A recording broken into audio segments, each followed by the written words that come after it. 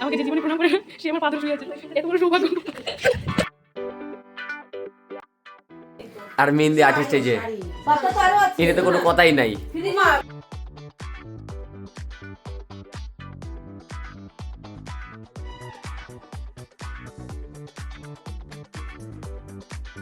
আমাদের বর্তমান অবস্থা একদিনেই সব রান্না খেয়ে নেবো। কি বলে এটাকে, ধোসা কখনো ভালো করতে পারি। কি ভালো কি ভালো।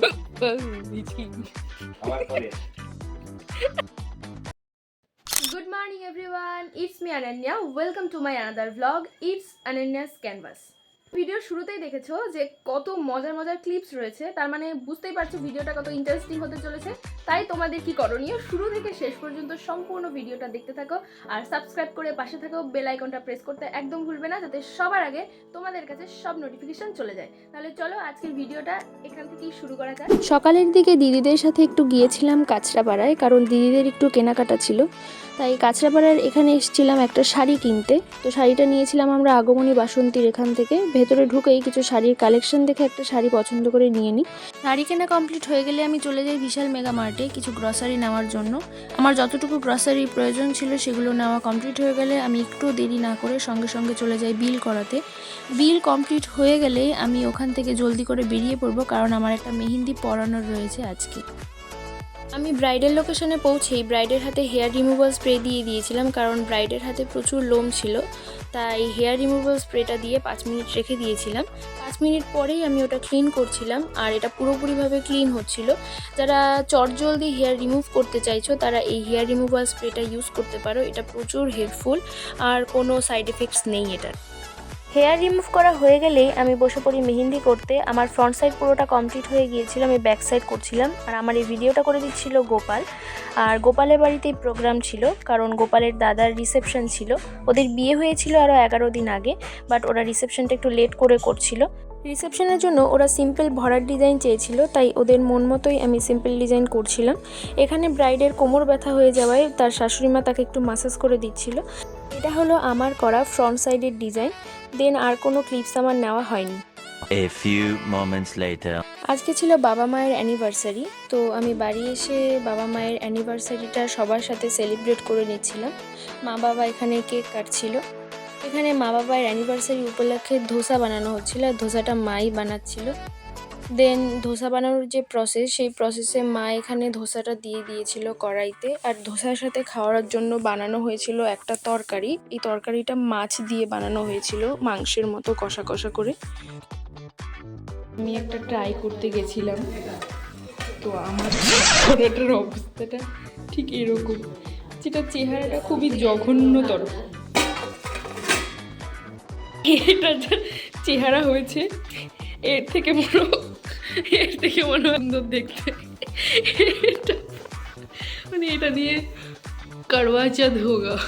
আমি আমার জীবনে একদিনও এই কি বলে এটাকে, ধোসা কখনো ভালো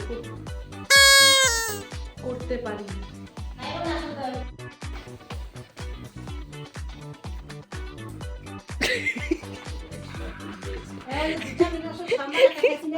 ভাই এটা খাওয়ার পরে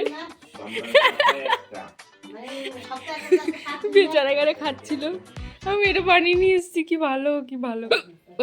মিচকি আমি খাওয়ার জন্য নিয়ে নিয়েছি, তো খাওয়া দাওয়াটা একটু কমপ্লিট করে নিই। A few minutes later. তো হে গাইস, যাই হোক, avoid my background, avoid my face, because আজকে সারাদিন কাজ করার পর আমি বাড়ি এসেছি, প্রচণ্ড টায়ার্ড। যাই হোক, আজকে একটা অদ্ভুত জিনিসের সাথে আমার ফার্স্ট টাইম সাক্ষাৎ হলো। অদ্ভুত জিনিস কেন বলছি সেটা একটু পরে তোমরা দেখতে পারবে। তোমরা হয়তো এই জিনিসটার সাথে অনেকেই পরিচিত, অনেকেই হয়তো সামনের থেকে দেখেছো, অনেকে হয়তো ফোনে দেখেছো, বাট আমি আজকে ফার্স্ট টাইম এটা সামনের থেকে দেখলাম। আর এই অদ্ভুত জিনিসটা কি, চলো তোমাদের দেখে দেখাচ্ছি। এইটা একটা আই থিঙ্ক ক্লে বলা হয়, তো সেই ক্লেটা আমি আজকে ফার্স্ট টাইম দেখলাম সামনে থেকে। সেই ক্লেটা হচ্ছে এই যে ক্লেটা। এই ক্লেটা হচ্ছে এমনই একটা ক্লে যেটা নাকি আলতো করে যখন হাত ঢোকানো হচ্ছে এটার ভিতরে, তখন এটা অটোমেটিক ডুবে যাচ্ছে, কিন্তু যখনই এটাতে ভাই জোরে প্রেশার দিচ্ছে তখন কিন্তু এটার মধ্যে একটু হাত ঢুকছে না। এই জিনিসটার সাথে আমি একটা জিনিসের এক্সাম্পল খুব ভালোভাবে মিলাতে পারছি, সেটা হচ্ছে মানুষ আর এইটা। কেন মানুষের সাথে তুলনা করলাম সেটা তোমরা কমেন্ট করে জানাও, তাহলে বুঝতে পারবো যে আমার মেন্টালিটিটা তোমাদের মেন্টালিটি হয়তো সেম সেম। আমার মনে হলো যে এই জিনিসটার সাথে মানুষের সাথে প্রচণ্ড মিল, আর পুরোপুরি মিল, প্রচণ্ড নয় পুরোপুরি মিল। তো গাইজ একটু রেডি হবো, দেন উপরে যাবো, উপরে একটুখানি অ্যারেঞ্জমেন্ট করা হয়েছে, তো উপরে যাওয়া যাক।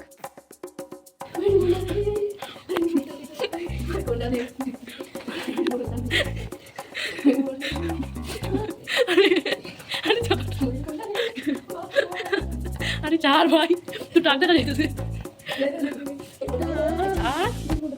চল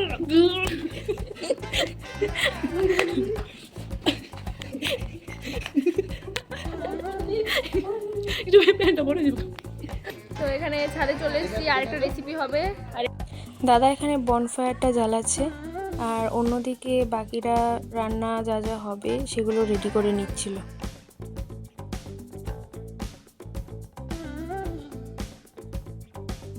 দাদার এখানে বনফায়ারটা জ্বালানো কমপ্লিট হয়ে যাওয়ার পর দাদা এখানে ফ্রাইং প্যানটা বসিয়ে দিচ্ছিল, আর জিৎ দাদা এখানে সব রেডি হয়ে গেছে, তো ওখান থেকে ও হাত টাত ধুয়ে এসে বসছে।